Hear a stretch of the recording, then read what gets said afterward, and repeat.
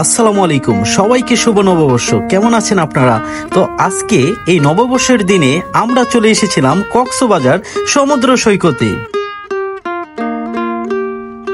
আজকে আমরা ঘুরে ঘুরে দেখাবো কক্সবাজার সমুদ্র সৈকত লাবণী পয়েন্টে এই পহেলা বৈশাখের কেমন আনন্দে কাটাচ্ছে কক্সবাজার লাবণী পয়েন্ট। আজকে কক্সবাজার বিকাল টাইমটা একদম ফাঁকা ছিল, কিন্তু সন্ধ্যার পরে এখানে অনেক দূর দূরান্ত থেকে কিন্তু মানুষ এসেছিল। বাংলার নতুন বছরের নতুন দিনে এই কক্সবাজারে নতুন একটা আনন্দ খুঁজে পেলাম।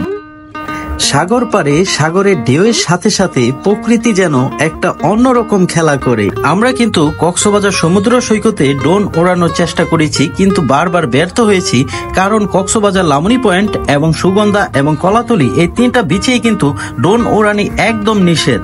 পহেলা বৈশাখ উপলক্ষে কক্সবাজার লাবণী পয়েন্টে কিন্তু এখানে মেলা জমেছে, আর আমরা কিন্তু সেই মেলাতেই অবস্থান করতেছি। আমি কিন্তু বেশ কিছুদিন ধরে কক্সবাজারে অবস্থান করতেছি, সেই কারণে কিন্তু গ্রাম বাংলা নিয়ে ভিডিও করতে পারতেছি না, আন্তরিকভাবে দুঃখিত।